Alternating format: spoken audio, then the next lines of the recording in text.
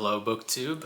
I'm pleased to announce that the Traumatic Book Club will be returning in April 2026 for another traumatic book.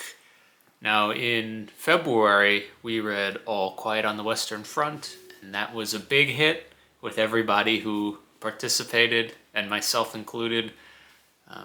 It's a really impactful novel of war and suffering and trauma. So in March, this past month, I was busy traveling, so I didn't want to put a burden of running a book club pick, and I wasn't sure if I would read the pick that I had chosen, so decided to skip that. And now we're returning in April. If you don't know what the Traumatic Book Club is, it's a book club that I started where we read traumatic, depressing literature. Not for the sake of indulging in, like misery porn or anything like that. It's more to understand the depth of the suffering of the world and to inspire us readers to be better than that, to not let ourselves or our country, men and women, devolve into terrible things. So for that reason, we read traumatic books here, and that's the name of my channel. So I'm going to announce the pick for April 2026, and that will be Alexander Solzhenitsyn's One Day in the Life of Ivan Denisovich. Now, this is a 1962 novella about a man's single day in a Russian labor camp. Think Soviet Gulag. Now, just from that one sentence, you can probably understand why this is a traumatic book, and it is it's autobiographical in nature because Alexander Solzhenitsyn was also imprisoned in a labor camp for many years during the 1950s, I believe. And so he draws on those experiences for this novel. And what can I tell you about this novel? Published in 1962. This edition that I will read is a Bantam Books mass market paperback.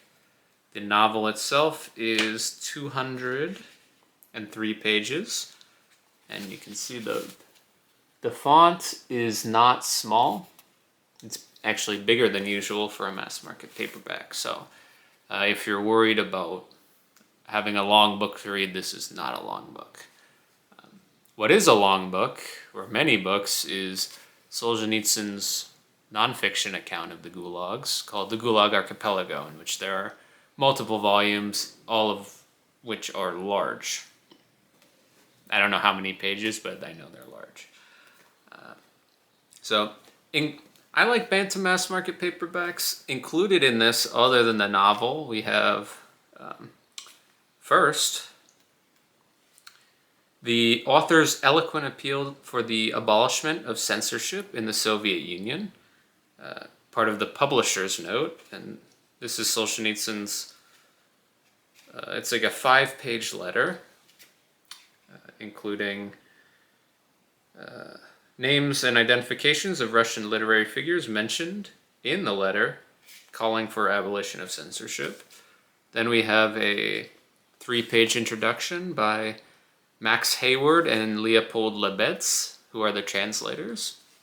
Then we have explanatory notes, 2 pages, a 1-page translator's note, and then a 2-page foreword by Alexander Twardowski.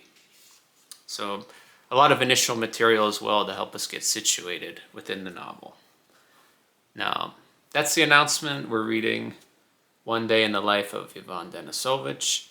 If you want a longer summary, before I end this video, I will read the back cover, just so you get a better idea from somebody that's not me.